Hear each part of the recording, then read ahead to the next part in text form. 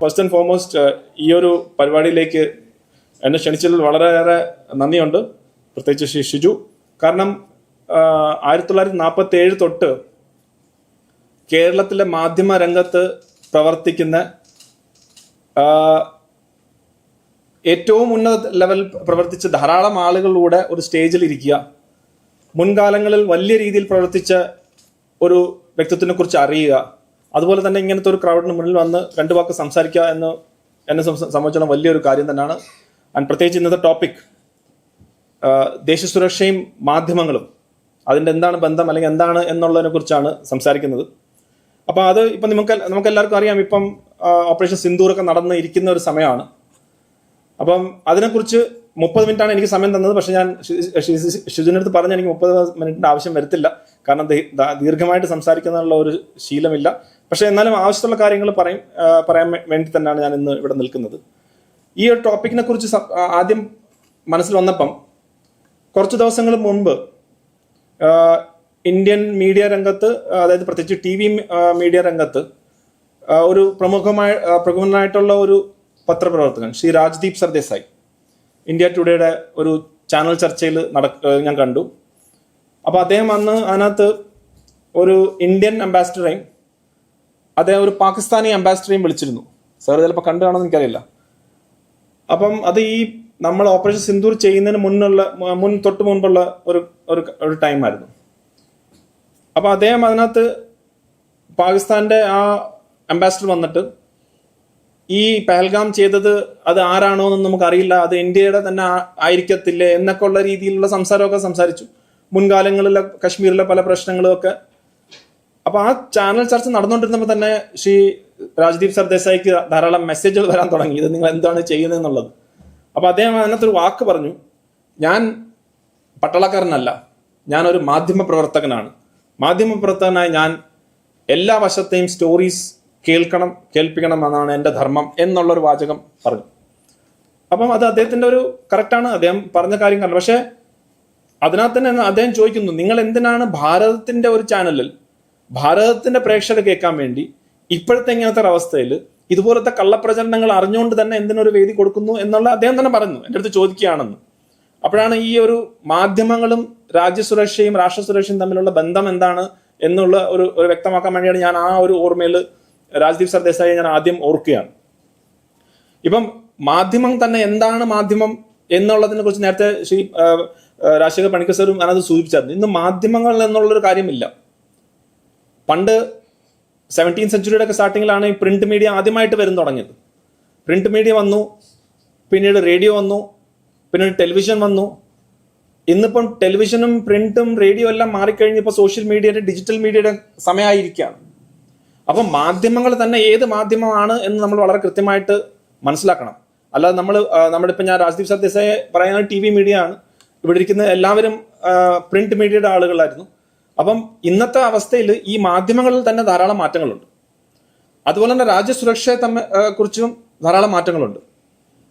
പണ്ട് രാജ്യസുരക്ഷ എന്ന് വെച്ച് കഴിഞ്ഞാൽ എവിടെയെങ്കിലും ബോർഡറിൽ ഏതെങ്കിലും ഒരു ശത്രുവായിട്ടുള്ള ഒരു ഏറ്റുമുട്ടൽ നടക്കുന്നത് മാത്രമായിട്ടുള്ളൊരു കാര്യമായിട്ടാണ്. നമ്മുടെ രാജ്യസുരക്ഷ കാവൽ കാക്കുന്ന പട്ടാളക്കാരെ ഒക്കെ ആണെങ്കിൽ നമ്മുടെ രാജ്യം സേഫ് ആണ് എന്നുള്ളൊരു ഫീലുണ്ട്.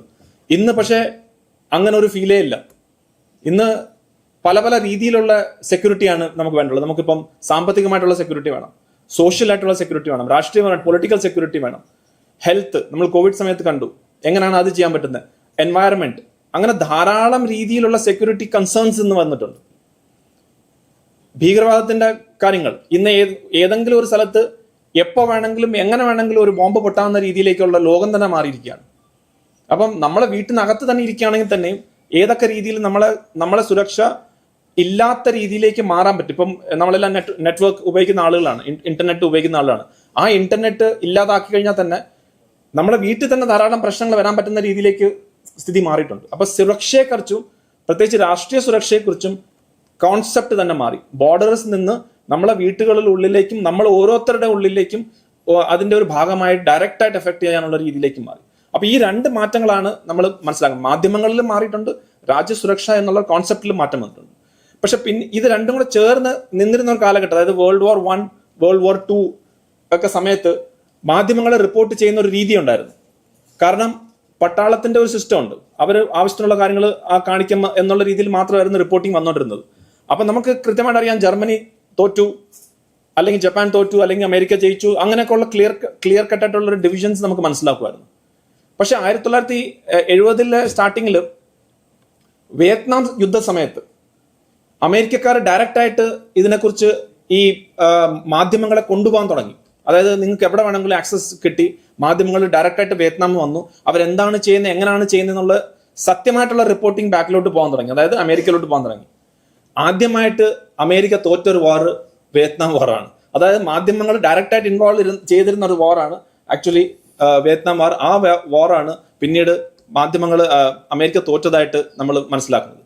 അപ്പം പറഞ്ഞു വന്നത് പിന്നീട് നമുക്കറിയാം ഗൾഫ് വാർ വന്നു, വീഡിയോ റെക്കോർഡിംഗ് ലൈവായിട്ട് നമ്മൾ കാണാൻ തുടങ്ങി. ഗൾഫ് വാറിൽ പേട്രിയോട്ട് മിസൈൽസ് എങ്ങനെയാണ് കവർ ചെയ്യുന്നതെന്നുള്ള കാര്യങ്ങളൊക്കെ. അപ്പൊ വീട്ടിൽ ഇരുന്നിട്ട് തന്നെ ആളുകൾക്ക് ഇതിന്റെയൊക്കെ കംപ്ലീറ്റ് പിക്ചർ കിട്ടാൻ തുടങ്ങി. അതിന്റെ ഏറ്റവും ലാസ്റ്റ് ഉദാഹരണമാണ് കാർഗിൽ വാർ. നമ്മൾ കണ്ടു, നമ്മളെ വീട്ടിൽ ഇരുന്ന് നമ്മൾ കാർഗിൽ നമ്മളെ ആളുകൾ എങ്ങനെയാണ് ഫൈറ്റ് ചെയ്യുന്നത്, ബോഫോസ് ഗൺ എങ്ങനെയാണ് ഫയർ ചെയ്യുന്നത് എന്നുള്ളത്, ബർഖാദത്ത് എങ്ങനെയാണ് റിപ്പോർട്ട് ചെയ്യുന്നത്, ഇതെല്ലാം നമ്മൾ വീട്ടിൽ ഇരുന്ന് കാണാൻ തുടങ്ങി. അപ്പൊ ഈ രീതിയിലുള്ള മാധ്യമങ്ങൾ എല്ലാം മാറ്റവും യുദ്ധത്തിനുള്ള മാറ്റവും വന്നു. പക്ഷെ രണ്ട് കാര്യത്തിൽ ഒരു മാറ്റവും വന്നില്ല. ഒന്ന്, മാധ്യമങ്ങളുടെ ഒരു സ്വഭാവമുണ്ട്, അത് അടിസ്ഥാന സ്വഭാവമാണ്. അടിസ്ഥാന സ്വഭാവം എന്ന് പറഞ്ഞാൽ പബ്ലിസിറ്റിയാണ്. അതായത് അവർ ആളുകളെ അറിയിക്കുക എന്നുള്ളതാണ് മാധ്യമങ്ങളുടെ ധർമ്മം, മാധ്യമങ്ങളുടെ ജോലി. രാഷ്ട്ര സുരക്ഷ എന്ന് പറയുന്നത് അതിനകത്തൊരു അടിസ്ഥാനപരമായിട്ടൊരു കാര്യമുണ്ട്, അതാണ് രഹസ്യ സ്വഭാവം.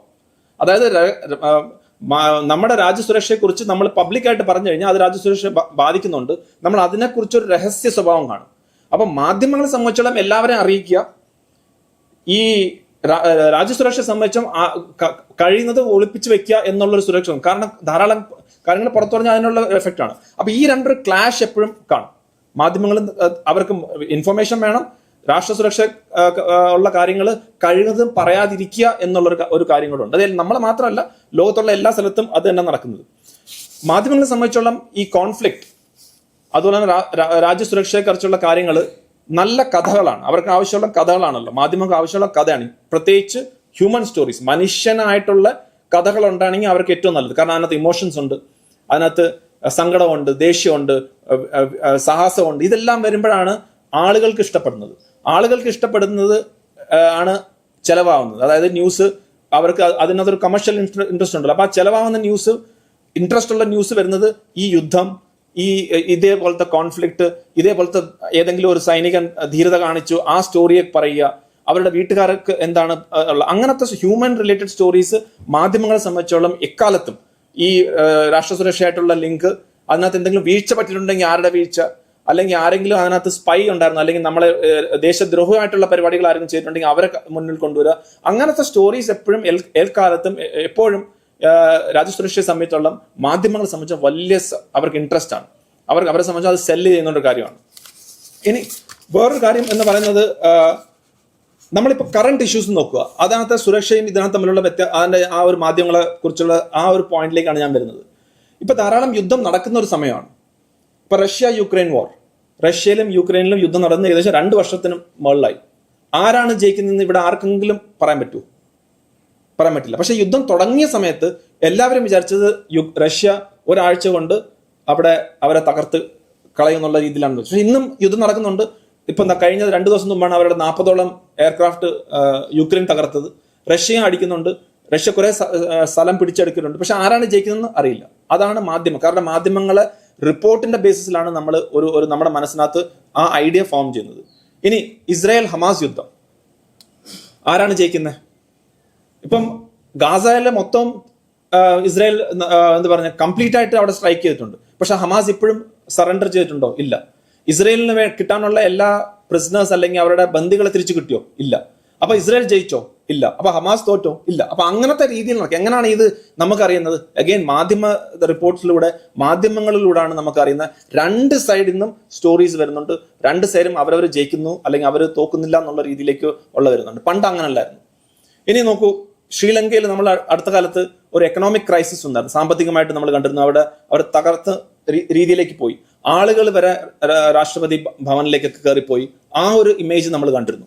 അതും നമ്മൾ കണ്ടത് ഈ റിപ്പോർട്ട് മീഡിയ റിപ്പോർട്ട്സിലൂടെയാണ്. അവിടുത്തെ ഒരു ഒപ്പീനിയൻ നമ്മുടെ മനസ്സിനകത്ത് ഫോം, അതായത് ശ്രീലങ്കയുടെ സാമ്പത്തിക നില തകർന്ന് തരിപ്പണമായി.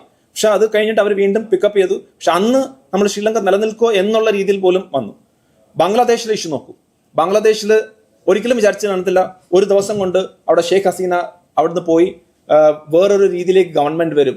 അവിടെ യുവാക്കൾ സ്റ്റുഡൻസ് ആണ് അങ്ങനത്തെ സ്ട്രൈക്ക് ചെയ്തെന്നുള്ള രീതിയിലേക്കുള്ള ആഖ്യാനം പുറത്തേക്ക് വന്നു. പക്ഷെ പിന്നീട് മനസ്സിലായി അത് സ്റ്റുഡൻസ് അല്ലായിരുന്നു, അതിനകത്ത് പാകിസ്ഥാന്റെ ISIയുടെ റോൾ ഉണ്ടായിരുന്നു, ഡീപ് സ്റ്റേറ്റിന്റെ ഒക്കെ ധാരാളം റോൾ ഉണ്ടായിരുന്നു എന്നൊക്കെ ഉള്ള രീതിയിലേക്ക് പിന്നീടാണ് വന്നത്. പക്ഷെ പുറത്ത് വന്ന കഥകൾ മനസ്സിലാക്കി കഴിഞ്ഞാൽ അവിടെ ഷെയ്ഖ് ഹസീനയ്ക്ക് അഗേൻസ്റ്റ് ആയിട്ട് വലിയൊരു പ്രക്ഷോഭം നടന്നിട്ടാണ് വിദ്യാർത്ഥികളാണ് അതിന് മുൻകൈ എടുത്തത് എന്നുള്ള രീതിയിലേക്കാണ് വന്നത്. അങ്ങനൊന്നും നടന്നിട്ടില്ല എന്നുള്ളതാണ്. ഇനി നമ്മുടെ സ്വന്തം നാട്ടിലാണെങ്കിൽ ഇപ്പം ചൈന ഇന്ത്യ പ്രശ്നം നടന്നു 2020 തൊട്ട്. ഇവിടെ ഒരു വലിയ രീതിയിൽ വന്നു, ചൈന എല്ലാം കടന്ന് എല്ലാ ഏരിയയും പിടിച്ചടക്കി എന്നുള്ള രീതിയിലേക്ക് വന്നു. പക്ഷെ വാസ്തവം അങ്ങനെയാണോ? അങ്ങനല്ല. കാരണം ഞാൻ ഉൾപ്പെടെയുള്ള ആളുകൾ അവിടെ സെർവ് ചെയ്തിട്ടുണ്ട്. 1962 നമ്മൾ നഷ്ടപ്പെട്ടതാണ്. അത് കഴിഞ്ഞിട്ട് പിന്നീട് അങ്ങനത്തെ രീതിയിലുള്ള നഷ്ടപ്പെട്ടം ഉണ്ടായിട്ടില്ല എന്നുള്ളത്. പക്ഷെ എങ്ങനെയാണ് ഇപ്പോഴത്തെ ഒരു അവസ്ഥയിൽ നിന്നത് ആളുകൾക്ക് മനസ്സിലാവുന്നില്ല, ശരിയാണോ തെറ്റാണോ എന്ന്. ഇപ്പൊ റഫാൽ യുദ്ധവിമാനം നമ്മൾ വാങ്ങിക്കാൻ വേണ്ടി രാജ്യസുരക്ഷയായിട്ടുള്ള ഏർപ്പെട്ടുള്ള കാര്യമാണ്. അതിന്റെ കേസ് സുപ്രീം കോടതി വരെ പോയി.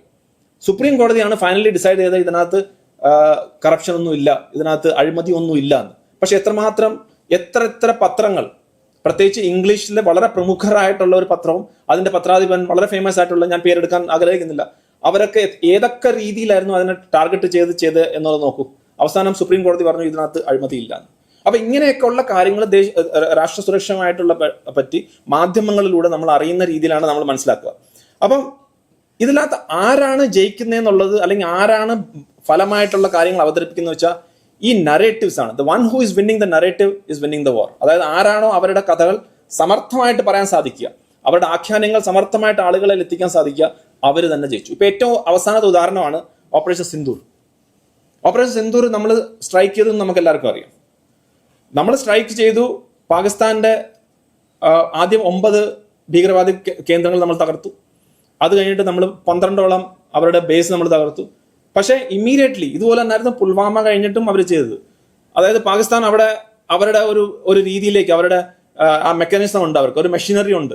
ആ മെഷീനറിയിലുള്ള ലോകത്ത് മൊത്തം കഥകളും ഇങ്ങനെ ഇവിടെ ഒന്നും നടക്കില്ല. ഇന്ത്യയാണ് നമ്മൾ സ്ട്രൈക്ക് ചെയ്തത്. 6 ഫൈറ്റർ ജെറ്റ് സ്ട്രൈക്ക് ചെയ്തെന്നുള്ള ഡേ 1. എനിക്കാണെങ്കിൽ രാത്രി അന്ന് നമ്മൾ ഓപ്പറേഷൻ സിന്ദൂർ സ്ട്രൈക്ക് ചെയ്ത സമയത്ത് 2 മണിക്ക് തന്നെ എന്നെ ദേശീയ ഇംഗ്ലീഷ് ചാനലിൽ നിന്ന് എന്നെ വിളിച്ചായിരുന്നു ഒരു കമന്റിന് വേണ്ടി.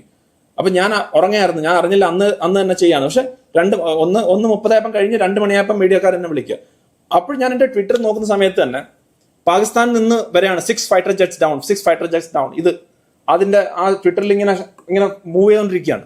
അപ്പൊ അവരവിടെ സ്ട്രൈക്ക് ചെയ്ത ഉടനെ തന്നെ ഇവരിങ്ങനെ അടിച്ചടക്കാൻ തുടങ്ങി. 6 പേരെ നമ്മൾ തകർത്തു. അപ്പം ആ നറേറ്റീവ് അങ്ങോട്ട് മാറ്റാൻ വേണ്ടിയുള്ള ശ്രമം നടത്തും. അത് പിന്നെ ഇന്ത്യയിലാകുമ്പോൾ വളരെ ഈസിയാണ്. അത് കുറച്ച് പേര് ഏറ്റെടുത്ത് പിന്നെ ആ രീതിയിലേക്ക്, പിന്നെ ഭാഗ്യത്തിന് ആ സമയത്ത് വലിയ രീതിയിൽ ചെയ്തില്ലെങ്കിലും പിന്നീട് വന്ന് ചോദ്യങ്ങൾ ചോദിക്കാനുള്ള രീതി എന്നുള്ള രീതിയിലേക്ക് 6 ഫൈറ്റർ ജെറ്റ് പോയോ ഇല്ലയോ എന്നൊക്കെ ഉള്ള കാര്യങ്ങൾ വന്നു. പക്ഷെ പറഞ്ഞു വന്നത്, ഒരു ന്യൂക്ലിയർ പവർ രാജ്യമായ പാകിസ്ഥാനെ നമ്മൾ അവരുടെ ഉള്ളിൽ ചെന്ന് 100 കിലോമീറ്ററോളം ഉള്ളിൽ ചെന്ന് സ്ട്രൈക്ക് ചെയ്തിട്ട് പോലും അവർക്ക് ഒരു രീതിയിലുള്ള ധാരാളം നഷ്ടങ്ങൾ ഉണ്ടായിട്ടുണ്ട്. അവരുടെ 8-10 ഇപ്പം വരുന്ന പുതിയൊരു കണക്കനുസരിച്ച് എയർക്രാഫ്റ്റ് ഒക്കെ നഷ്ടപ്പെട്ടു, അവരുടെ എയർബേസസ് നഷ്ടപ്പെട്ടു, അവരുടെ ഈ ഹാങ്ങർ, അതായത് എയർക്രാഫ്റ്റ് വെക്കുന്ന സ്ഥലങ്ങൾ നഷ്ടപ്പെട്ടിട്ടുണ്ട്, അവരുടെ റൺവേയിൽ നഷ്ടപ്പെട്ടു. അതെല്ലാം സാറ്റലൈറ്റ് ഇമേജ് വെച്ച് ചെയ്തതാണ്. കാരണം പുൽവാമ കഴിഞ്ഞ് നമ്മൾ ബാലക്കോട്ട് സ്ട്രൈക്ക് ചെയ്തപ്പം തെളിവ് എവിടെ എന്ന രീതിയിലുള്ള ചോദ്യങ്ങൾ വന്നിരുന്നു. അപ്പൊ ഈ പ്രശ്നം തെളിവ് കൊടുത്തു, അതിന്റെ നമ്മളും കൊടുത്തു, സാറ്റലൈറ്റ് ഇമേജ് എന്നൊക്കെ കണ്ടു, അവിടുത്തെ ആളുകളും അതിനെ വീഡിയോ റെക്കോർഡിംഗ് ഒക്കെ ചെയ്തു. അങ്ങനെയുള്ളൊരു രാജ്യം അവർ ഈ മാധ്യമങ്ങളെ ഉപയോഗിച്ച്, പ്രത്യേകിച്ച് വിദേശത്തും ഒക്കെ ഉള്ള രീതിയിലേക്ക് ഉപയോഗിച്ച് അവർ ആ കംപ്ലീറ്റ് നറേറ്റീവിനെ മാറ്റി ഭാരതത്തിന് സ്ട്രൈക്ക് ചെയ്ത് ഞങ്ങൾ തിരിച്ച് അങ്ങോട്ട് ചെയ്തു. അവരുടെ ജനറൽ അസീം മുനീറിനെ പിടിച്ച് ഫീൽഡ് മാർഷലാക്കി. അങ്ങനത്തെ ഉള്ള ഒരു കോർഡിനേറ്റഡ് ആയിട്ടുള്ള ഒരു രീതിയിലേക്ക് അവർ മാധ്യമങ്ങളെ ഉപയോഗിച്ച് നമ്മൾ ചെയ്തതിനെ താഴ്ത്തിക്കൊണ്ടുവരാനുള്ള ശ്രമം നടത്തി. ഞാൻ പറയും, ഒരു പരിധി വരെ അവർ അതിനകത്ത് സക്സസ്ഫുൾ ആയി എന്ന് വേണമെങ്കിൽ നമുക്ക് പറയാം. കാരണം നമ്മളെ ഇവിടുന്ന് MP ഡെലിഗേഷൻ പുറത്തോട്ട് പോയ സമയത്ത്, ഇപ്പം ശശി തരൂർ ആയാലും ശരി, മറ്റുള്ളവരായാലും ശരി, അവരെല്ലാവരും പോകേണ്ടി വന്നതിന്റെ ഒരു കാരണം ഇതാണ്. അതായത് ലോകത്തോട് നമ്മളെ കഥ പറയണമെങ്കിൽ, നമ്മൾ ചെന്ന് പറയണമെങ്കിൽ ഇതുപോലത്തെ ആളുകൾ പോയാൽ മാത്രമേ അവരത് കേട്ട് ഇങ്ങനെ ഒരു കാര്യമുണ്ട് എന്ന് മനസ്സിലാക്കാൻ വേണ്ടി. അതിനകത്ത് ഏറ്റവും വലിയ ഒരു വിഷമം പറ്റിയ ഒരു കാര്യം എന്ന് വെച്ച് കഴിഞ്ഞാൽ, അതിന് ഏറ്റവും വലിയ വിഷമം പറ്റിയ കാര്യം എന്ന് വെച്ച് കഴിഞ്ഞാൽ നമ്മളെ ഈ മാധ്യമങ്ങൾ, നമ്മളെ ഇന്ത്യയിലുള്ള മാധ്യമങ്ങൾ ഇതിനെ ഒരു ഓവർ സെൻസേഷണലൈസ് ഉള്ള രീതിയിലേക്ക് മാറ്റി. അതായത് ആദ്യം നമ്മൾ പഹൽഗാം ചെയ്ത് കഴിഞ്ഞിട്ട് നമ്മൾ വലിയ രീതിയിൽ തിരിച്ചടിക്കും എന്നുള്ള രീതിയിലേക്ക് ഒരു സെൻസേഷണലൈസ് ഉള്ള രീതിയിലേക്ക് മാറ്റി. എല്ലാ ദിവസവും ഞാൻ ചാനൽ ചർച്ചയിലുണ്ടായിരുന്നു, എല്ലാ ദിവസവും നമ്മൾ പറയാറുണ്ട് യുദ്ധം നമുക്കൊരു ആവശ്യമല്ല എന്നുള്ളത്. അതായത് യുദ്ധത്തിലേക്ക് പോകുന്നത് ഭാരതത്തിനെ സംബന്ധിച്ചോളം ഭാരതത്തിന്റെ ഇൻട്രസ്റ്റിലല്ല. ഭാരതത്തിന്റെ ഇൻട്രസ്റ്റ് ഇപ്പൊ യുദ്ധം ചെയ്തു കഴിഞ്ഞാൽ നമുക്കിപ്പം സാമ്പത്തികമായിട്ടൊക്കെ നമ്മൾ പുറകോട്ട് പോകും. അതുകൊണ്ട് യുദ്ധത്തേക്ക് നമ്മൾ പോകണ്ട, പക്ഷെ നമ്മൾ തിരിച്ചടിക്കും എന്നുള്ളതിനകത്ത് യാതൊരു സംശയമില്ല. പക്ഷെ മാധ്യമങ്ങൾ ഞാൻ നേരത്തെ പറഞ്ഞ പോലെ ഹ്യൂമൻ സ്റ്റോറി ആയിട്ട് അവരതിനെ സെൻസേഷണലായിട്ട് ചെയ്തു. പലരും റിപ്പോർട്ട് ചെയ്യുന്ന ലൈവ് റിപ്പോർട്ടിംഗ് ആയിരുന്നു. നിങ്ങളൊക്കെ കണ്ടാണ് ചാനൽ റിപ്പോർട്ട്, ഒരു മിനിറ്റിന്റെ ഒരു സെക്കൻഡ്സിന്റെ മുകളിലാണ് ഇവിടെ ഞങ്ങൾ റിപ്പോർട്ടർ അവിടെ എത്തിക്കഴിഞ്ഞു, അവിടുന്ന് മുകളിൽ നിന്ന് ഫയർ ചെയ്യുന്നു എന്നുള്ള രീതിയിലേക്കുള്ള അത്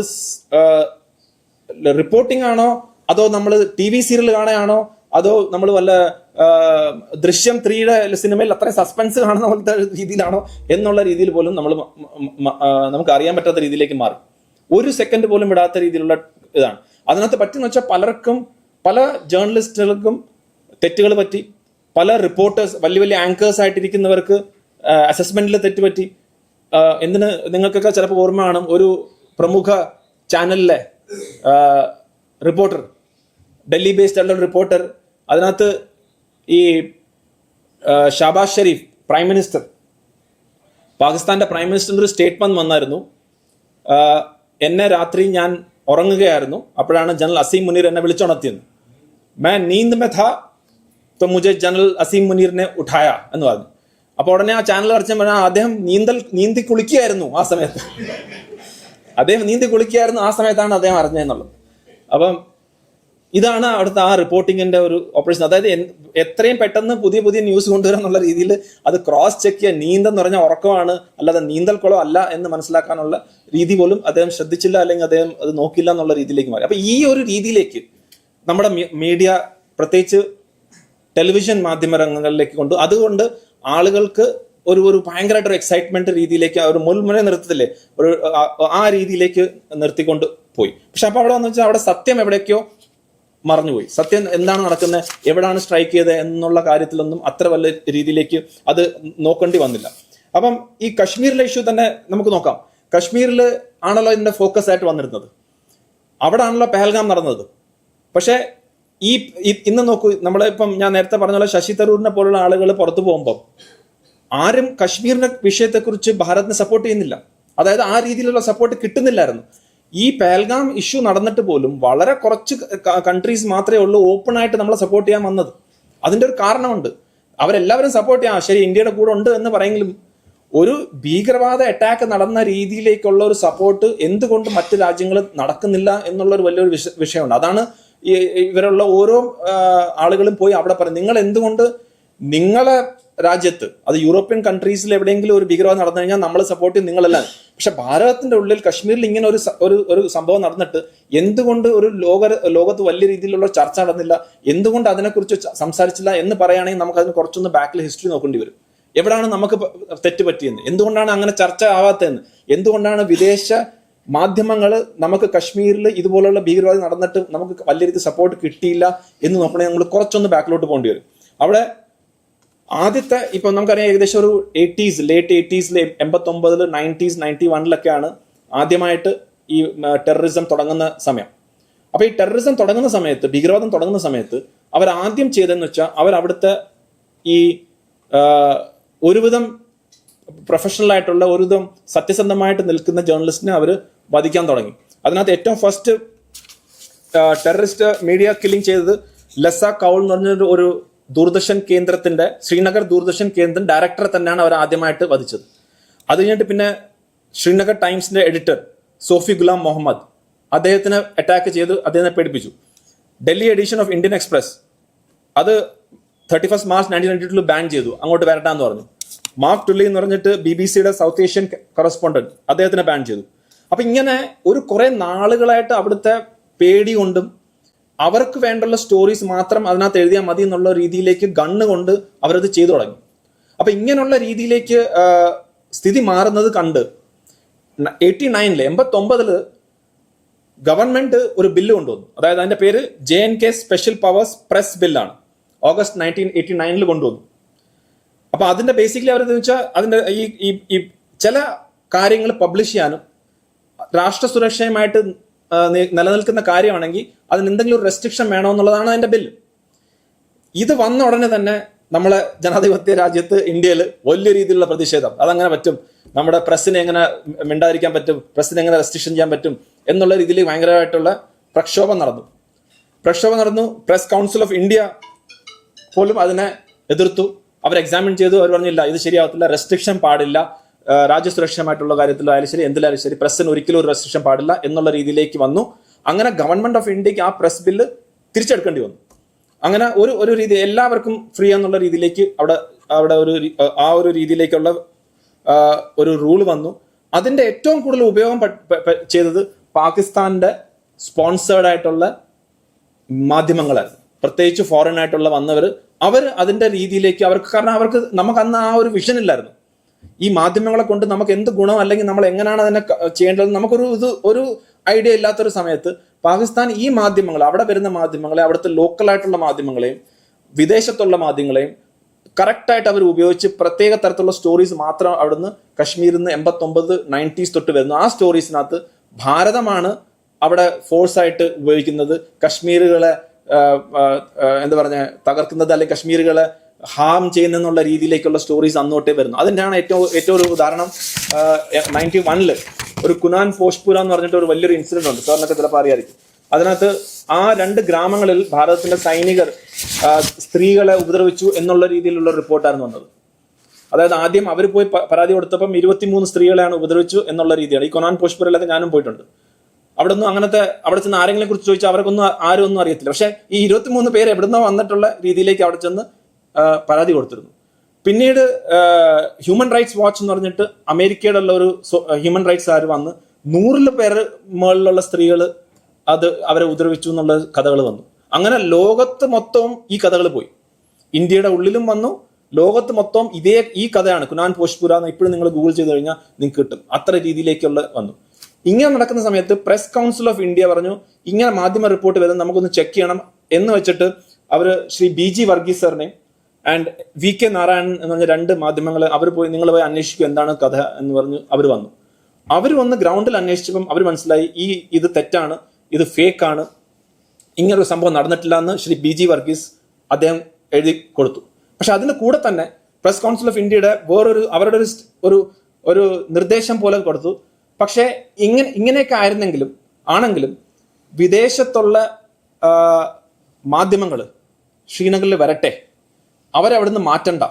കാരണം ഇൻ ഫ്യൂച്ചർ അവർക്ക് നമ്മളെ ഒരു ഇന്റർനാഷണൽ സപ്പോർട്ട് കിട്ടും. അതിന്റെ എക്സാക്ട് വേർഡിങ്സ് ഇങ്ങനെയാണ്: An open door policy will pay dividends in winning international public opinion despite fears of motivated reporting on the part of some. അതായത് കുറച്ച് പേര് നമുക്ക് എഗൻസ്റ്റ് ആയിട്ടെങ്കിൽ തന്നെ ഇന്റർനാഷണൽ സപ്പോർട്ട് നമുക്ക് കിട്ടും, അവർ വന്നോട്ടെ എന്നുള്ള രീതിയിലേക്ക് വന്നു. നമ്മളിപ്പോൾ ഇത്രയും വർഷം കഴിഞ്ഞിട്ടും വീണ്ടും ഡോക്ടർ ശശി തരൂരിനെ പോലുള്ള ആളുകൾ വിദേശത്ത് പോയിട്ട് നമ്മളെ കഥ പറയാൻ വേണ്ടി ഇപ്പോഴും നടക്കുകയാണ്. കാരണം നമുക്ക് അങ്ങനത്തെ ഒരു റൂളേ ഇല്ലായിരുന്നു. അതായത് ഏതെങ്കിലും രീതിയിൽ മാധ്യമങ്ങളെ കൺട്രോൾ ചെയ്യണം എന്നല്ല ഞാൻ പറഞ്ഞു, പക്ഷെ ആ രീതിയിലൊക്കെ ഉള്ള വന്നപ്പോഴും നമ്മളെ രാജ്യസുരക്ഷയ്ക്ക് അത് എഫക്ട് ചെയ്തു. ഇന്ന് നോക്കുക അതിന്റെ കാരണം എന്താ ഞാൻ പറയുന്നത്, എങ്ങനെയാണ് രാജ്യസുരക്ഷയിൽ എഫക്ട് ചെയ്തത്? നമ്മൾ ഓപ്പറേഷൻ സിന്ദൂർ ചെയ്തു, പാകിസ്ഥാൻ നാശനഷ്ടം ഉണ്ടായി. പക്ഷെ വെളിയിലത്തുള്ള ഒരു രാജ്യവും അവരൊന്നും പറയുന്നില്ല. IMF, വേൾഡ് ബാങ്ക് എന്നുള്ള ലോൺ അവർ കിട്ടുന്നുണ്ട്. പാകിസ്ഥാനിൽ നിന്ന് എന്ത് സ്വഭാവ മാറ്റം, ബിഹേവിയറൽ ചേഞ്ച് ആണ് നമ്മൾ ഇതിൽ നിന്ന് പ്രതീക്ഷിക്കുക? അവരൊന്നും മാറാൻ പോകുന്നില്ല. അവർ വീണ്ടും അതേ കഥകൾ തന്നെ ചെയ്യും. അവർ വീണ്ടും നമ്മളെ 1000 മുറിവുകൾ ഏൽപ്പിക്കാൻ വേണ്ടി വീണ്ടും ചെയ്യും.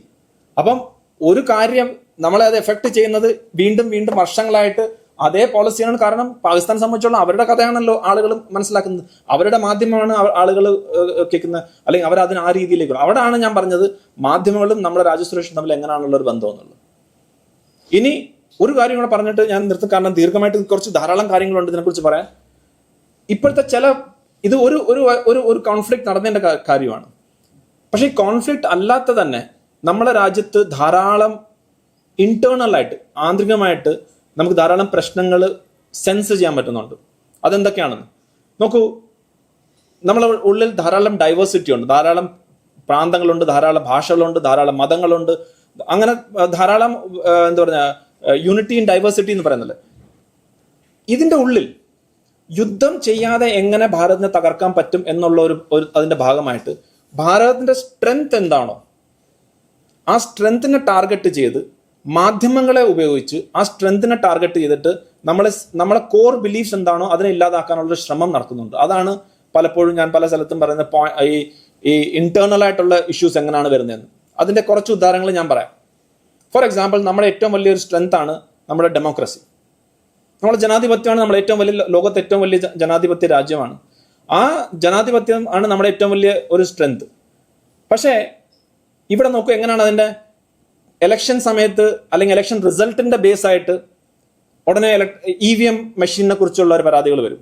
അതിനെ കവർ ചെയ്യാൻ വേണ്ടി ചില മീഡിയം, ഓഫ്കോഴ്സ് രാഷ്ട്രീയ പാർട്ടിക്കാർ രാഷ്ട്രീയപരമായിട്ടുള്ള കാര്യങ്ങൾ പറയും, അത് അവരുടെ സ്വഭാവമാണ്, നമുക്ക് അതിനെ കുറ്റം പറയാൻ പറ്റില്ല. കുറ്റം പറയാൻ പറ്റുന്ന കഴിഞ്ഞാൽ അവർക്ക് ആക്ച്വലി റെസ്പോൺസിബിൾ ആയിരിക്കണം, പക്ഷെ അത് രാഷ്ട്രീയമാണ്, നമുക്കൊന്നുമില്ല. പക്ഷെ മാധ്യമങ്ങൾ പോലും, പല മാധ്യമങ്ങൾ പോലും അതിന് വേണ്ട രീതിയിലുള്ള ഗൗരവം കൊടുക്കാതെ അതിന് ആ രീതിയിലേക്കുള്ള സ്റ്റോറീസിലേക്ക് മാറ്റി. അപ്പം ഒരു സാധാരണക്കാരൻ ആളുകൾ അല്ലെങ്കിൽ ഒരു വ്യക്തി കാണുമ്പോൾ എന്താണ്, EVM-ല് ഭയങ്കര തിരിമറിയാണ്, ഇവിടെ വോട്ട് ചെയ്താൽ കാര്യമൊന്നുമില്ല. ഒരു യങ്സ്റ്റർ ആണെങ്കിൽ അല്ലാതെ തന്നെ വോട്ടിങ്ങിന് പോകാൻ അവർ മടിയായിരിക്കും. ഇതും കൂടെ കേൾക്കുമ്പോൾ പറയാമോ എനിക്ക് വേണ്ട, ഇതിനകത്ത് പോയിട്ടൊന്നും കാര്യമില്ല, കാരണം ഇത് ഓൾറെഡി കോംപ്രമൈസ്ഡ് ആണെന്നുള്ള രീതിയിൽ. ജുഡീഷ്യറി നോക്കൂ, രണ്ടാമത്തെ നമ്മുടെ സ്ട്രെങ്ത് ആണ് ജുഡീഷ്യറി. ഏതൊരു വിധി വന്നാലും അതിനെക്കുറിച്ച് സ്ക്രൂട്ടിനി ഓഫ്കോഴ്സ് ചെയ്യണം, വിധിയെ നമ്മൾ ചോദ്യം ചെയ്യുന്നില്ല. പക്ഷെ ഒരു പ്രത്യേക തരം വിധി വന്നു കഴിഞ്ഞാൽ അത് ആ ജസ്റ്റിസിന്റെ, ആ ജഡ്ജിന്റെ കുടുംബപരമായിട്ടുള്ള എല്ലാ ഹിസ്റ്ററി എടുത്ത് അത് തെറ്റാണെന്നുള്ള പ്രൂവ് ചെയ്യാൻ വേണ്ടിയുള്ള ക്യാരക്ടർ അസാസിനേഷൻ ചെയ്യുന്ന ഒരു പ്രവണതയും നമ്മൾ കാണുന്നുണ്ട്. പല മുഖ്യധാര മാധ്യമങ്ങൾ അവരുടെ എഡിറ്റോറിയൽ ഒരു വിധി എഗെയിൻസ്റ്റ് ആയിട്ട് വന്നു കഴിഞ്ഞാൽ ആ എഡിറ്റോറിയലിൽ ഹൈലൈറ്റ് ചെയ്യാണ് ഇങ്ങനെ അത് ചെയ്യുന്നത് എന്തിന്റെ ബേസിസിലാണ്, ഇതിനകത്ത് ലീഗലായിട്ടല്ലോ, ഇതിനകത്ത് പൊളിറ്റിക്കൽ ആയിട്ടുള്ള കാര്യങ്ങൾ, രാഷ്ട്രീയപരമായിട്ടുള്ള കാര്യങ്ങൾ കൊണ്ടാണോ ഇങ്ങനത്തെ വിധി വരുന്നത് എന്നുള്ളത്. അവിടെ എന്താ പറ്റുന്നത്, ആ വിശ്വാസം പോവുകയാണ്. ഒരു സാധാരണക്കാരൻ മനുഷ്യന് ജുഡീഷ്യറിയിലുള്ള വിശ്വാസം പോവുകയാണ്. ഇനി നമുക്ക് സാമ്പത്തികമെന്ന് നോക്കാം. നമ്മുടെ സ്ട്രെങ്താണ്, നമ്മൾ വളരുന്ന ഒരു രാജ്യമാണ്.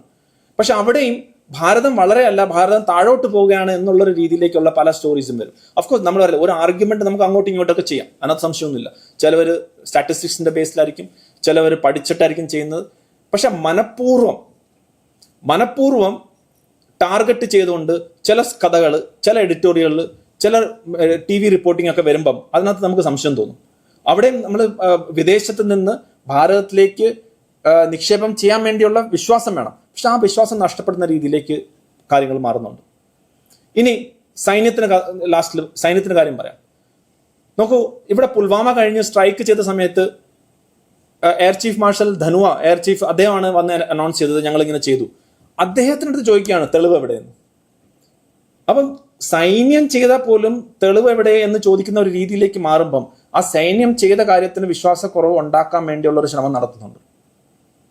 റഫാൽ യുദ്ധവിമാനം അത് ചീത്തതാണ് എന്നുള്ള രീതിയിലേക്കുള്ള ഇത്. അപ്പം ആ ഉപയോഗിക്കുന്ന ആളുകൾക്ക് അല്ലെങ്കിൽ നമ്മളെ ബാക്കിൽ വിശ്വസിക്കുന്ന ഒരു ധാരാളം ആളുകൾ വിചാരിക്കും ഇതാണോ ഈ ഒരു സൈന്യം ഇത്രയും പൈസ കൊടുത്തിട്ട് ഇത് വാങ്ങിച്ചിട്ട് യാതൊരു ഉപയോഗമില്ലല്ലോ എന്നുള്ള രീതിയിലേക്കുള്ള വിശ്വാസം പോകും. അപ്പൊ ഞാൻ പറഞ്ഞു വന്നത്, ഭാരതത്തിന്റെ ശക്തികളെ ഇല്ലാതാക്കാൻ വേണ്ടി ഈ ഒരു മാധ്യമങ്ങൾ, അത് മാധ്യമം ഇതിനകത്ത് മോസ്റ്റ്ലി ഡിജിറ്റൽ മീഡിയ ആണ് കൂടുതലും ഇന്നത്തെ കാലത്ത്. കാരണം പ്രിന്റ് മീഡിയയൊക്കെ അവർ വളരെ റെസ്പോൺസിബിൾ ആയിട്ടാണ് 90% ആളുകളും ചെയ്യുന്നത്. പക്ഷെ ഇതിനകത്ത് കൂടുതലും പ്രശ്നം ഡിജിറ്റൽ മീഡിയ ആണ്. കാരണം ഒരു സുനാമി ഓഫ് ടെക്നോളജി എല്ലാ ദിവസവും മാറിക്കൊണ്ടിരിക്കുക. ആ ടെക്നോളജി ഉപയോഗിച്ചാണ് ഞാൻ ഈ പറയുന്ന കാര്യങ്ങൾ ചെയ്യുന്നത്. ഇതിനകത്ത് ഒരു ന്യൂസും അല്ലെങ്കിൽ ഈ ന്യൂസ് എന്ന് പറയുന്ന സോഷ്യൽ മീഡിയയിൽ വരുന്ന ആളുകൾ ഞാൻ പറയുന്ന വിശ്വസിക്കൂ എന്നല്ല അവർ പറയുന്നത്. അവർ പറയുന്നത് ഞാനിപ്പോൾ എന്തൊരു ന്യൂസ് വരുന്നു, പാകിസ്ഥാൻ പറഞ്ഞു ഞങ്ങൾ 6 ജെറ്റ് തകർത്തു. അവരുടെ ഉദ്ദേശം അവർ പറയുന്ന വിശ്വസിക്കൂ എന്നല്ല. അവരുടെ ആവശ്യം ആര് പറഞ്ഞാലും വിശ്വസിക്കരുത്. മനസ്സിലാക്കുക നിങ്ങളത്. അതായത് പാകിസ്ഥാൻ പറയാണ് ഞങ്ങൾ 6 ജെറ്റ് തകർത്തു. അവരുടെ ആവശ്യം അവർ പറയുന്നത് വിശ്വസിക്കേണ്ട ആവശ്യമില്ല. പക്ഷെ ഭാരതം സത്യം പറഞ്ഞു കഴിഞ്ഞാൽ അതും വിശ്വസിക്കാൻ പാടില്ല. അപ്പൊ ഒരു സാധാരണക്കാരൻ ഒന്നും വിശ്വസിക്കാത്ത രീതിയിലേക്ക് മാറും. എന്ത് കണ്ടാലും ഇതിനകത്ത് പറഞ്ഞിട്ട് ഇപ്പൊ ഇവരും പറയുന്നുണ്ട്, അവരും പറയുന്നുണ്ട്, എല്ലാവരും പറയുന്നുണ്ട്, ഇപ്പൊ എന്ത് വിശ്വസിക്കുന്നുള്ള രീതിയിലേക്ക് മാറും. അങ്ങനെ വരുമ്പോൾ ഒരു സിസ്റ്റത്തെ മൊത്തം വിശ്വാസം ഇല്ലായ്മയായിട്ട് വരും. നിങ്ങൾ ഇന്നൊരു ഇതിനകത്ത് ചെറുപ്പക്കാരായിട്ടുള്ള വളരെ കുറച്ച് പേരേ ഉള്ളൂ. ഒരു ചെറുപ്പക്കാരായിട്ടുള്ളവർക്ക് ചോദിച്ചു കഴിഞ്ഞാൽ എന്തുകൊണ്ടാണ് അവർ ഇവിടുന്ന് പുറം രാജ്യങ്ങളിലേക്ക് പോകാനുള്ള നിൽക്കുന്നത്? കാരണം സിസ്റ്റം പോയി. സിസ്റ്റം ഖറാബ് അല്ലെങ്കിൽ സിസ്റ്റത്തിൽ ഇല്ല, ഇവിടെ ഒന്നും കിട്ടുന്നില്ല എന്നുള്ള രീതിയിലേക്ക് വന്നു. ഗവൺമെന്റ് കറപ്റ്റാണ്, ജുഡീഷ്യറി കറപ്റ്റാണ്, സൈന്യത്തിന് ബലമില്ല, എക്കണോമിക് പവർ ആണ്. ഇതെല്ലാം ഒരു ആവറേജ് ഒരു ചെറുപ്പക്കാരൻ അല്ലെങ്കിൽ ചെറുപ്പക്കാരുടെ മനസ്സിനകത്ത് ഇതിങ്ങനെ വിഷം ഇങ്ങനെ കുത്തി നിറച്ചുകൊണ്ടിരിക്കുകയാണ്. നമ്മളെ കൾച്ചർ പോരാ, നമ്മളെ കൾച്ചർ ചീത്തതാണ്, സ്ത്രീ സുരക്ഷയില്ല. അങ്ങനെ വരുമ്പം ഈ മനസ്സിനകത്ത്, ഒരു ചെറുപ്പക്കാരന്റെ മനസ്സിനകത്ത് ജോലിയില്ല അല്ലെങ്കിൽ പഠിച്ചിട്ട് കിട്ടുന്നില്ല, കോൺസ്റ്റന്റ് ആയിട്ട് ഇങ്ങനെ ഫീഡ് ചെയ്തുകൊണ്ടിരിക്കുമ്പം ഒരു പരിധി കഴിയുമ്പം അവർ തെരുവിലേക്ക് ഇറങ്ങും. ആ തെരുവിലേക്ക് ഇറങ്ങണം എന്നാണ് നമ്മളെ തകർക്കാൻ വേണ്ടി ശ്രമം നടത്തുന്ന വെളിയിലിരുന്നിട്ട് അവരുടെ aim. Exploit the protest potential of the population. അതായത് ഒരു വിഭാഗം ആളുകളുടെ, ഏത് വിഭാഗമാകട്ടെ, അവരുടെ തെരുവിലേക്ക് ഇറങ്ങി പ്രതിഷേധം നടത്തും. ഇതിന്റെ ഉദാഹരണമായിരുന്നു നമ്മൾ കണ്ടത്. പൗരത്വ ബില്ല് കണ്ടു, കർഷക സമരത്തിൽ കണ്ടു, അഗ്നിവീർ സമരത്തിൽ കണ്ടു. ഇതിനെക്കുറിച്ച് റിസർച്ച് ചെയ്തിട്ടുള്ള ആളുകളുണ്ട്. ഹാർവർഡ് യൂണിവേഴ്സിറ്റിയിൽ നിന്ന് ഒരു എറിക്ക ചെനോത്ത് എന്ന് പറഞ്ഞിട്ടുള്ള പൊളിറ്റിക്കൽ സയന്റിസ്റ്റ് അവർ റിസർച്ച് ചെയ്തു ഇതിനെക്കുറിച്ച്. അതായത് അവർ പറയുന്ന വെറും 3.5% ആളുകൾ, ജനതയുടെ 3.5% ആളുകൾ തെരുവിലേക്ക് ഇറങ്ങിക്കഴിഞ്ഞാൽ എന്ത് മാറ്റം വേണമെങ്കിലും കൊണ്ടുവരാം. സാധാരണ 3.5% വരുത്തേയില്ല. നിങ്ങൾ ശബരിമല ഇഷ്യൂ നോക്കൂ. കേരളത്തിന്റെ ജനസംഖ്യ ഇവിടെ ഏകദേശം 3.5 കോടിയാണ്. അപ്പൊ അതിന് ഏകദേശം ഈ 3.54% ഏകദേശം 12 ലക്ഷത്തോളം ആളുകൾ വരണം. അന്ന് 12 ലക്ഷത്തോളം ആളുകൾ ഇറങ്ങിയോ തെരുവിലില്ല. പക്ഷെ വളരെ ചെറിയ അമ്മമാരെല്ലാം ഇറങ്ങിയിട്ട് തന്നെ എന്തുമാത്രം മാറ്റം വന്നു. ഇതേ പ്രക്ഷോഭം തന്നെ നമ്മൾ ബംഗ്ലാദേശ് കണ്ടത്, ഇതേ പ്രക്ഷോഭമാണ് നമ്മൾ ശ്രീലങ്കയിൽ കണ്ടത്, ഇതേ പ്രക്ഷോഭം തന്നെ മിഡിൽ ഈസ്റ്റിൽ കൺട്രീസിൽ കണ്ടത്. അപ്പം ഭാരതത്തിന്റെ ഉള്ളിൽ നിന്ന് സുരക്ഷയെ ബാധിക്കുന്ന രീതിയിലേക്ക്, പ്രക്ഷോഭത്തിലേക്ക് യുവതലമുറയെ തള്ളിവിട്ട് ഒരു വലിയ രീതിയിലുള്ള ഒരു അക്രമവും മറ്റു രീതിയിലേക്ക് മാറ്റാനുള്ള ഒരു ശ്രമമാണ് നമ്മുടെ രാജ്യസുരക്ഷയെ ഇന്ന് ബാധിക്കുന്ന ഏറ്റവും വലിയ പ്രശ്നം. ബോർഡറിലെ കാര്യങ്ങൾ നമുക്ക് ഹാൻഡിൽ ചെയ്യാൻ പറ്റും, വിദേശ നയത്തെക്കുറിച്ചുള്ള കാര്യങ്ങൾ നമുക്ക് ഹാൻഡിൽ ചെയ്യാൻ പറ്റും. പക്ഷെ ഉള്ളിലെ പ്രശ്നം മനഃപൂർവ്വമായിട്ട് സോഷ്യൽ മീഡിയയിലൂടെ മനസ്സിനെ മാറ്റിയെടുക്കാൻ വേണ്ടിയുള്ള ഒരു ശ്രമമാണ് ഈ ഇൻഫർമേഷൻ വാർ എന്ന് പറയുന്ന രീതിയിലൂടെ ഇന്ന് നമ്മൾ നടക്കുന്നത്. അതൊരു യാഥാർത്ഥ്യമാണ്. നമ്മൾ ഓരോരുത്തരും, ഈ ഇരിക്കുന്ന ഓരോരുത്തരും അതിൻ്റെ ഭാഗമാണ്, അതിൻ്റെ ടാർഗറ്റാണ്. കാരണം നമ്മൾ എല്ലാവരും ഉപയോഗിക്കുന്ന സോഷ്യൽ മീഡിയ ആണ്. ആ സോഷ്യൽ മീഡിയ നമ്മളും ഫോർവേഡ് ചെയ്യാറുണ്ട്. നമ്മൾ രാജ്യസ്നേഹികളാണെന്ന് വിചാരിച്ച് നമ്മൾ ചില കാര്യങ്ങൾ ഫോർവേഡ് ചെയ്യാറുണ്ട്. നമ്മൾ ചില സമുദായത്തിനെന്ന് വെച്ച് നമ്മൾ ചിലപ്പോൾ ഫോർവേഡ് ചെയ്യാറുണ്ട്. പക്ഷെ അതിൻ്റെ ഒക്കെ ബാക്കിൽ കൃത്യമായിട്ടുള്ള ഒരു പ്ലാനിങ് ഉണ്ട്, കൃത്യമായിട്ടുള്ള ഒരു സിസ്റ്റമുണ്ട്. അത് മീഡിയമായിട്ടുള്ള അതിനെ ഉപയോഗിച്ചുകൊണ്ട് ഭാരതത്തിന്റെ ഉള്ളിൽ പ്രശ്നങ്ങൾ ഉണ്ടാക്കുക, ഭാരതത്തിന്റെ ഉള്ളിൽ തമ്മിലടിപ്പിക്കുക. അതിന്റെ ഇപ്പൊ പെഹൽഗാമിന്റെ ഏറ്റവും വലിയൊരു ലക്ഷ്യം അതായിരുന്നു. മതത്തിന്റെ പേരിൽ ആളുകളെ 26 പേരെ വധിച്ചപ്പം അതിന്റെ കൃത്യമായിട്ട് ലക്ഷ്യം ഭാരതത്തിനുള്ളിൽ ഒരു പ്രശ്നം ഉണ്ടാക്കണം എന്നുള്ള രീതിയിൽ തന്നെ ആയിരുന്നു. പക്ഷെ നടന്നില്ല. അപ്പം പറഞ്ഞു വന്നത്, ഇന്ന് രാജ്ദീപ് സർദേശായി പോലുള്ള ജേർണലിസ്റ്റ്, അവർക്ക് പറയാം ഞാൻ പട്ടാളക്കാരനല്ല, ഞാൻ ജേർണലിസ്റ്റ് ആണ്, അതുകൊണ്ട് എനിക്ക് 2 വശം സ്റ്റോറിയും പറയണം. പക്ഷെ എനിക്ക് പറയാനുള്ളത്, ഈ ചുമരുണ്ടെങ്കിൽ മാത്രമേ നമുക്ക് അതിനകത്ത് പെയിന്റിങ് ചെയ്യാൻ പറ്റൂ, പേന ഉണ്ടെങ്കിൽ മാത്രമേ നിങ്ങൾക്ക് കഥകൾ എഴുതാൻ പറ്റൂ, ഈ രാഷ്ട്രം ഉണ്ടെങ്കിൽ മാത്രമേ നിങ്ങൾക്ക് അവിടെ ജീവിക്കാൻ പറ്റൂ, നിങ്ങൾക്ക് മാധ്യമ പ്രവർത്തനം ചെയ്യാൻ പറ്റൂ. അപ്പം മാധ്യമ പ്രവർത്തകർ എന്ന് വിചാരിച്ചുകൊണ്ട് രാജ്യത്തിന് താല്പര്യം സംരക്ഷിക്കാനുള്ള അവർക്കും ഉത്തരവാദിത്വമുണ്ട്. കാരണം ഇതെല്ലാം പറയുന്നത് നമ്മുടെ ഭരണഘടനയാണ്. ആ ഭരണഘടനയിൽ ഫണ്ടമെന്റൽ ഡ്യൂട്ടീസും ഉണ്ട്. ആ ഡ്യൂട്ടീസ് ജേർണലിസ്റ്റുകൾക്കും ബാധകമാണ്. നമ്മുടെ രാഷ്ട്രത്തിനെ തകർക്കുന്ന രീതിയിലേക്കുള്ള ഒരു നടപടിയും അറിഞ്ഞോ അറിയാതെയോ അവരും അതിന്റെ ഭാഗമാകരുത് എന്നുള്ളതാണ്. നമ്മളെ ബാക്കിൽ ധാരാളം ഉദാഹരണങ്ങളുണ്ട്. അവർ അറിഞ്ഞോ അറിയാതെയോ മാധ്യമങ്ങളിലൂടെ, ജേർണലിസ്റ്റ് ആയാലും ശരി, എഡിറ്റോറിയൽ ബോർഡ് ആയാലും ശരി, അവർ പ്രവർത്തിച്ചുകൊണ്ട് ഭാരതത്തിന് വലിയൊരു വില നൽകേണ്ടി വന്നിട്ടുണ്ട്. നമ്മൾ അറിയാം, താജിന്റെ അറ്റാക്ക്, മുംബൈ അറ്റാക്ക് സമയത്ത് എങ്ങനെയായിരുന്നു. അവിടെ ലൈവായിട്ട് റിപ്പോർട്ടിംഗ് കൊടുത്ത സമയത്താണ് പാകിസ്ഥാൻ, നിങ്ങൾക്ക് അറിയാമായിരിക്കും ആ കാര്യങ്ങൾ. അതായത് പാകിസ്ഥാൻ, നമ്മൾ താജ് അറ്റാക്ക് നടന്ന സമയത്ത് നമ്മളെ കമാൻഡോസ് താഴെ ഇറങ്ങുന്ന സമയത്ത് ലൈവായിട്ട് കൊടുത്തോണ്ടിരിക്കുകയായിരുന്നു. അത് കണ്ടിട്ടാണ് പാകിസ്ഥാനിൽ നിന്നുള്ള ഇതിന്റെ ഹാൻഡിൽ ചെയ്യുന്ന ആളുകൾ അവരെ ഫോൺ വിളിച്ച് പറയുന്നത് മുകളിൽ നിന്ന് ആളുകൾ വരുന്നുണ്ടെന്ന്. അപ്പൊ ഇങ്ങനെയൊക്കെയുള്ള രാജ്യസുരക്ഷയും നമ്മളെ സുരക്ഷയും ബേസിക് ആയിട്ടുള്ള കാര്യങ്ങളെ എഫക്ട് ചെയ്യുന്ന ധാരാളം കാര്യങ്ങൾ മാധ്യമ പ്രവർത്തകരുടെ ഭാഗത്ത് നിന്ന് അറിഞ്ഞോ അറിയാതെയോ ഉണ്ടാവാറുണ്ട്. പക്ഷെ ഇന്നത്തെ കാലത്ത് പ്രത്യേകിച്ച് ഡിജിറ്റൽ മീഡിയ, സോഷ്യൽ മീഡിയ ഒക്കെ ഇത്രയും രീതിയിൽ നിൽക്കുമ്പോൾ അവരുടെ ക്രെഡിബിലിറ്റി മാത്രമല്ല, നമ്മുടെ രാജ്യസുരക്ഷയും ഡെഫിനറ്റ്ലി ബാധിക്കുന്ന ഒരു കാര്യമാണ്. അത്രയും മാത്രം പറഞ്ഞുകൊണ്ട് ഒരിക്കൽ കൂടി ഈ ഒരു അവസരം എനിക്ക് തന്നതിന്. ധാരാളം കാര്യങ്ങൾ പറയാനുണ്ട്, പക്ഷേ എനിക്കറിയാം സാറിന് ചിലപ്പോൾ പോകാൻ വേണ്ടി ഇരിക്കായിരിക്കും, സാറിന് കുറേ നേരം ഇരിക്കാനുള്ള ഒരു ബുദ്ധിമുട്ടാണ്. ഞാൻ കുറച്ച് ഫാസ്റ്റായിട്ടാണ് സംസാരിച്ചത്. ഒരിക്കൽ കൂടി താങ്ക് യു വെരി മച്ച്. ജയ് ഹിന്ദ്, ജയ് ഭാരത്.